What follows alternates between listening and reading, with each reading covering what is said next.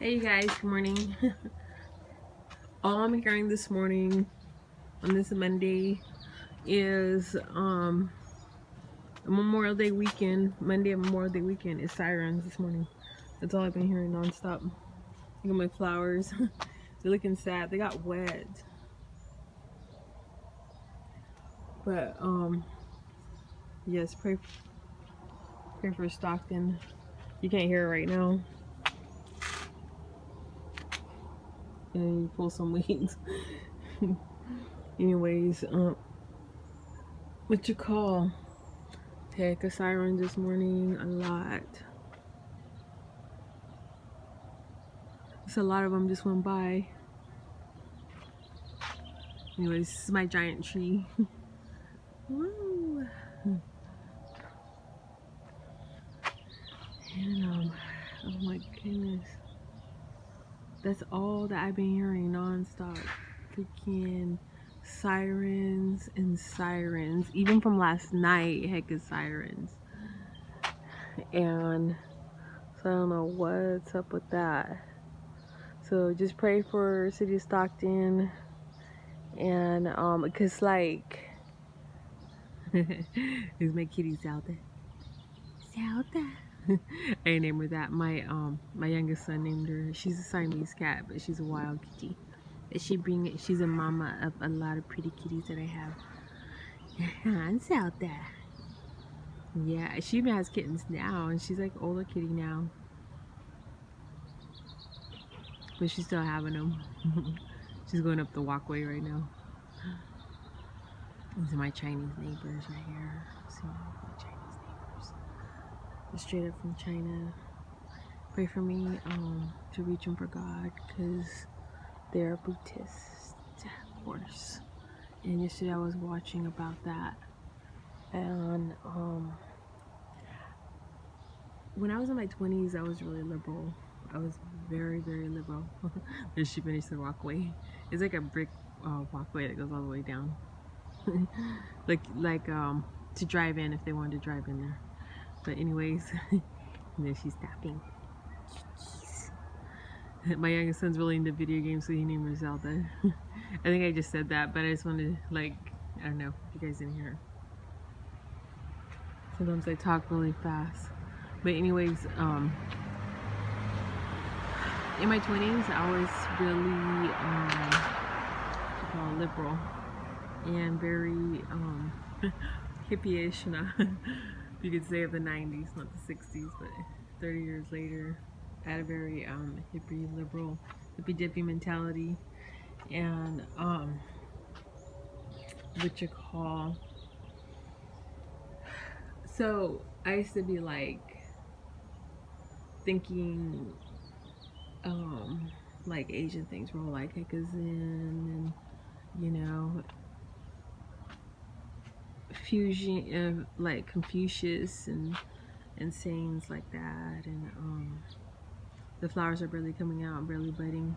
I would walk over there with my slippers on right now. And I think there's dew on the grass still. So some birds. Birds. Anyways, but I was watching something on the NHK, if you ever watch that channel. It's pretty interesting. Everything Asian, very interesting. They have a lot of good cooking actually on there. And which I hope to be a vegan someday. That's like beyond vegetarian. Vegan is you eat nothing with a base. And seeing that I'm a carnivore is gonna be a huge change for me. But with God, all things are possible. These are so pretty still, even though the water has hit them and they become weird. No. They're like weird color right now. I mean, they're like weird, like kind of scrunched up. But they kind of look like their name more, because it's a China rose. That's what these flowers are called. And I told you guys before, you've been seeing these a lot in Hawaii, but they're actually from China. And they're beautiful. So somebody from China took them to Hawaii and put them everywhere. I'm not sure who, but I'm thankful. Whoever that Chinese person is. I love Chinese food too. That's my favorite food. And I do love my neighbors. a lot, and they speak no English. And so that's why I was trying to learn Mandarin, because I'd be saying ni hao, and I'd be saying ni hao ma. But yeah, they're the ones right here in this 2-story right here. That's how it goes in my neighborhood. It's like 2-story, and then my house is 1-story, and then my next neighbors, they're 2-story, and they're Pakistan and Muslim. And so I believe that I can reach a Muslim too through God. Pray for me to have wisdom though. It's a process, you know. It's a trip, because I have met my Pakistan neighbor, aka I actually met him at Superior Thrift, in front of Superior Thrift one evening, like dusk, I guess, around dusk. The time of day was dusk, and that's when I was working from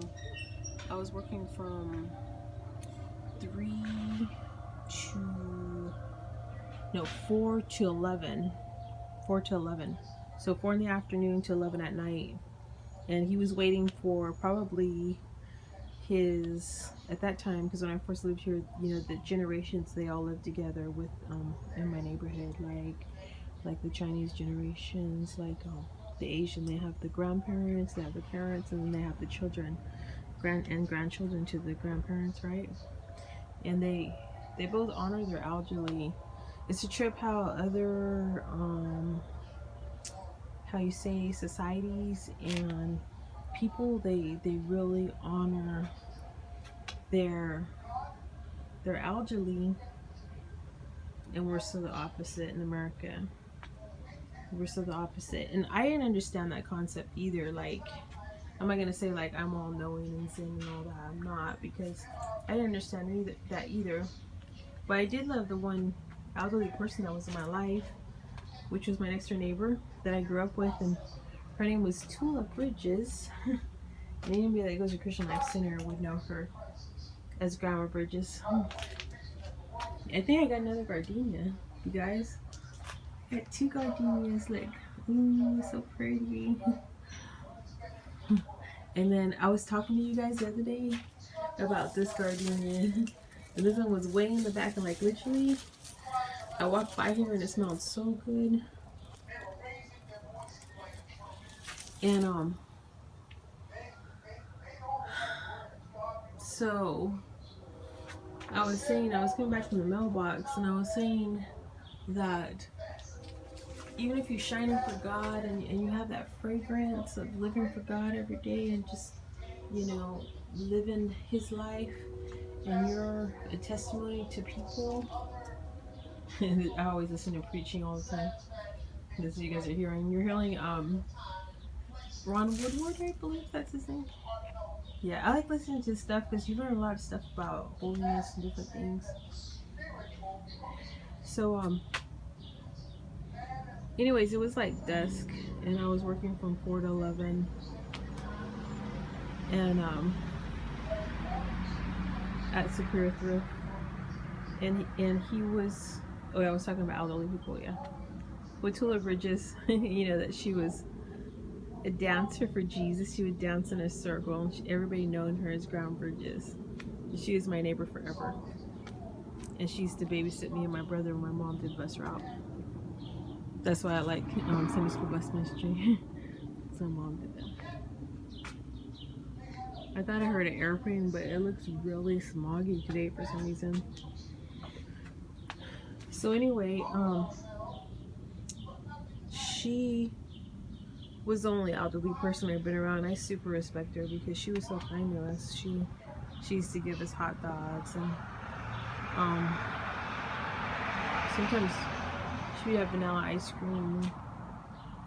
She was always kind to me. Oh, and iced tea.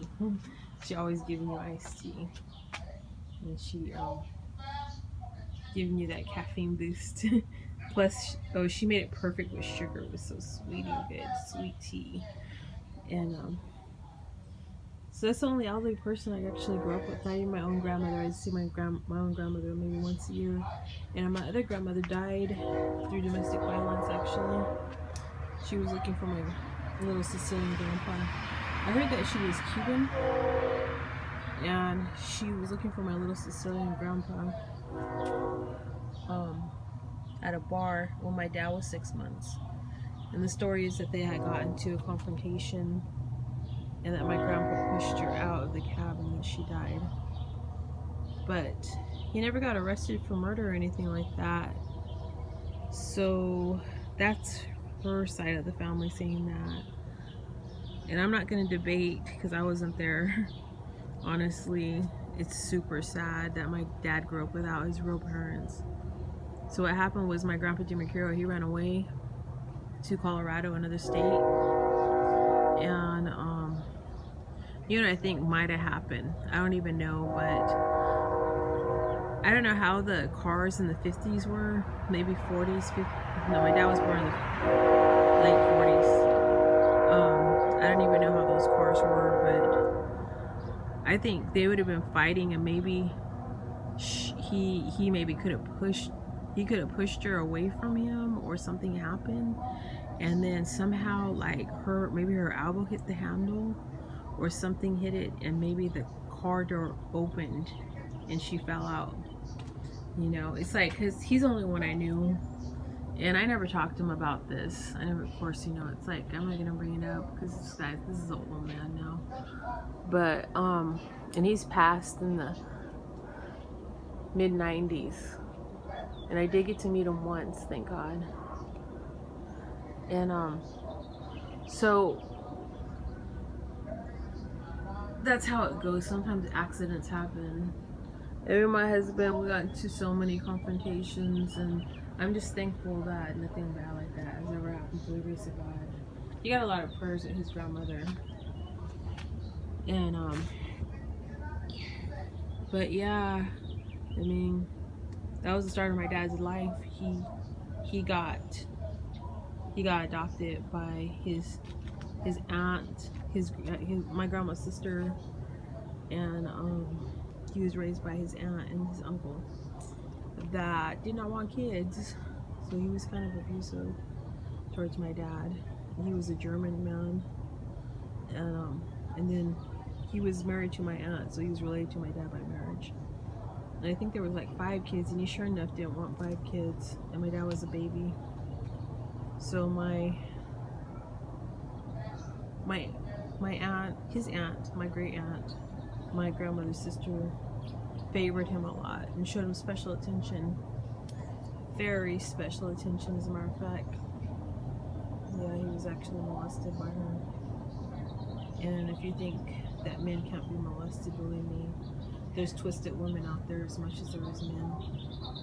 So molesters molest, you know. But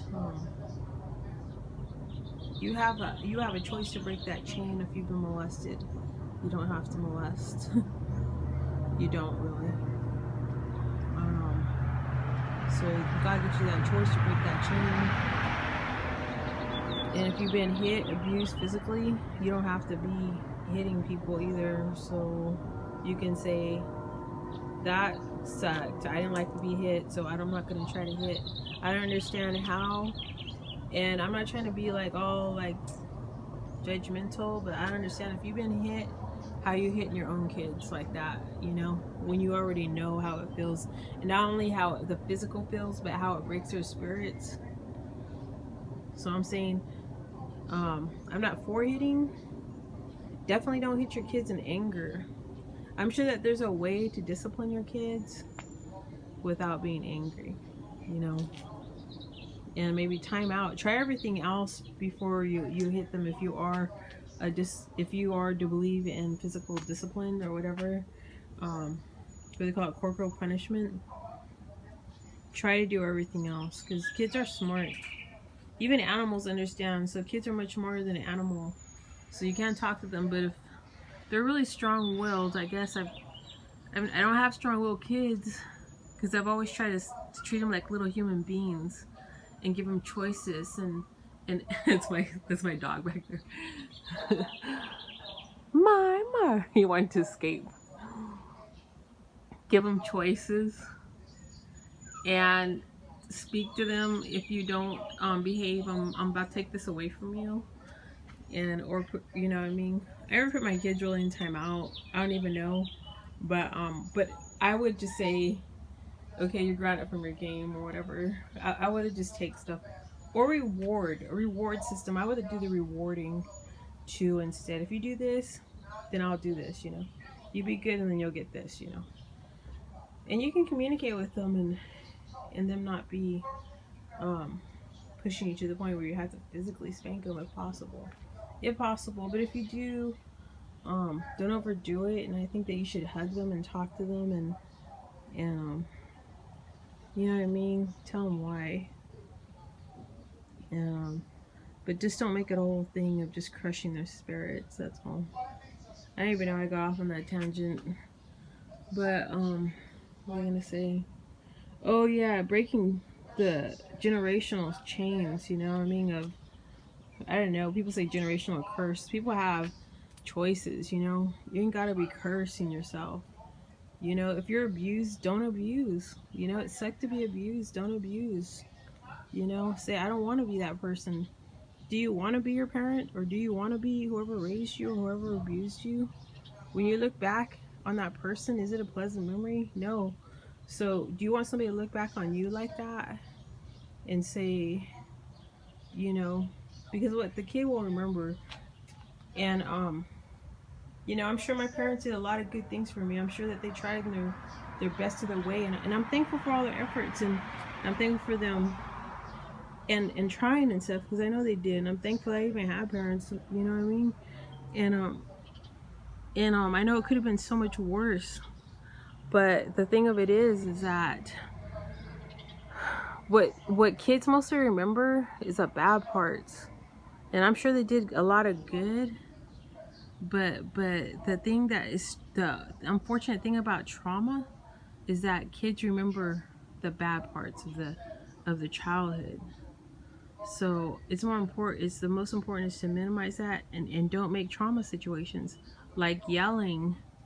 Like my dad was a yeller, my mom was a hitter, and I love both my parents. And I'm not trying to dishonor them, but I'm trying to make a point. Like, there you don't have to raise your voice.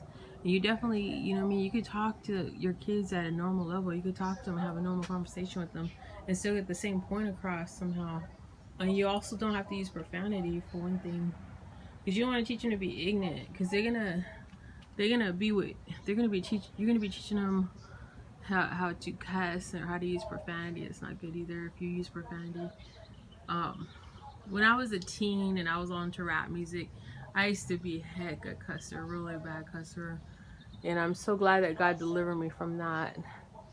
But I never really cuss around my kids. Like I try never to give them that example of you know, you could use your words. There's so many words in the English language besides cuss words. Is so important. I mean, like you guys do, but anyways, I don't even know how I got off on that. Oh, my dad and elderly people. Okay, I love my grandpa DiMercurio, and whatever his story was. I know that he was an alcoholic. I know he had a lot of anger. I don't know about his history. I don't know about my great grandparents, but I know that he was kind to me. And a lot of times people are kind in their old age and they're way different when they're younger. But I did love my grandpa Jimmy Carroll. Yeah, I definitely love my dad so much. I know he tried so hard in the midst of his brokenness. Believe me, it was a miracle. He was in a lot of ways did break a lot of chains because he was not violent, even though he did yell. And even though a lot of violence was shown to him, he was not violent, even though he did throw stuff, and he could be scary, you know. But like as far as I know that he tried to be more the opposite of what he was raised. I know that he tried to be more of the opposite than he was raised. So I'm thankful. He did break the chain in a lot of ways.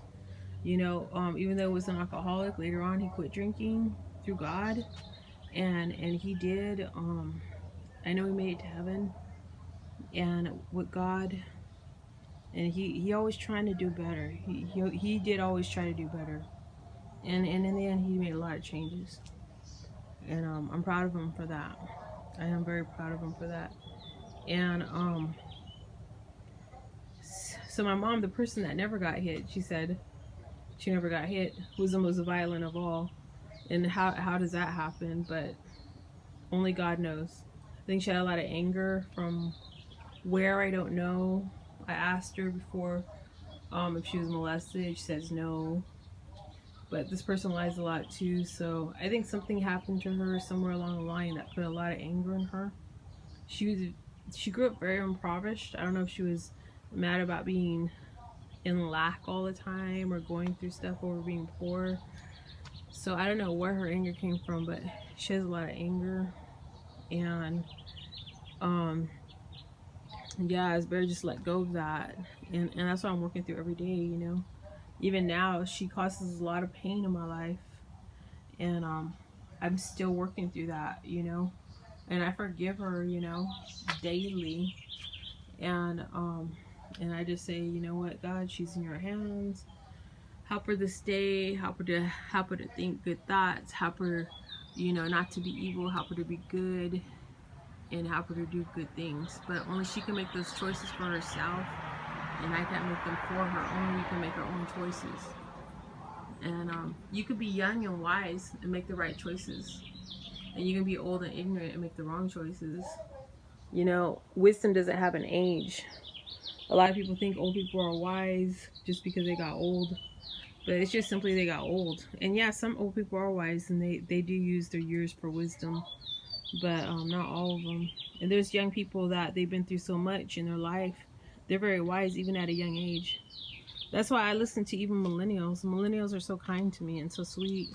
My kids' age, you know, 20-year-olds and younger, and even, you know, 20 teens, 20s, 30s, and they have so much knowledge because they grew up with the world web at their fingertips, and they're so smart.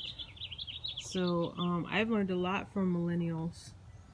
So, but anyways, my battery's about to die. But anyways, pray for my neighbors. On my right side is my Chinese neighbors from China, and then wait, if I'm facing this way, it's on my right side is my Pakistani neighbors from Pakistan, and then on my left side is my Chinese neighbors from China. So pray for me to be able to reach them. And thankfully my Pakistan neighbors do speak English, and I've had a lot of interaction with them. Like I said, I believe that there is something that is God ordained there, because the reason why is, like I said, I met AK, which is the he's like the grandpa. There's a name for it. Oh my word. Oh, patriarch of the house. My dad used to use that. He's like, my dad was smart. He went to Bible college, and but he's the you know, there's like the matriarch and the patriarch. He's a patriarch. I think that, I hope I'm saying that right, of the house, because he's the oldest male there. And there's his son, and then there's his grandsons. He has 2 grandsons and 2 granddaughters. And his son and his wife live there. And so there is, in total in that house, is AK and his wife, Yasmin, and then his son Ricky, and then his wife Shabana, and then they have 2 boys and 2 girls. So it's 2, 4, 6, 8. So 8 souls in that house. So and there's 2 souls with the Chinese. Their daughter and grandchildren moved out a couple years ago, but there was like 3 generations over there too when I first moved here. So yeah, most of them are like that where I live right now. I live off March Lane, off Homeland. And that's why I can hear all the sirens. That's why I came out in the beginning, because I keep hearing sirens like since I got up, you know. And I've been up like right before 5 o'clock, before 5 a.m. So what I'm saying is, look at a heart, kind of when you go like that, there's a heart. But anyways, I've been up like before 5, and I've been hearing sirens like steadily. So pray for the city of Stockton. Jesus loves Stockton. And Jesus loves you. Have a blessed day.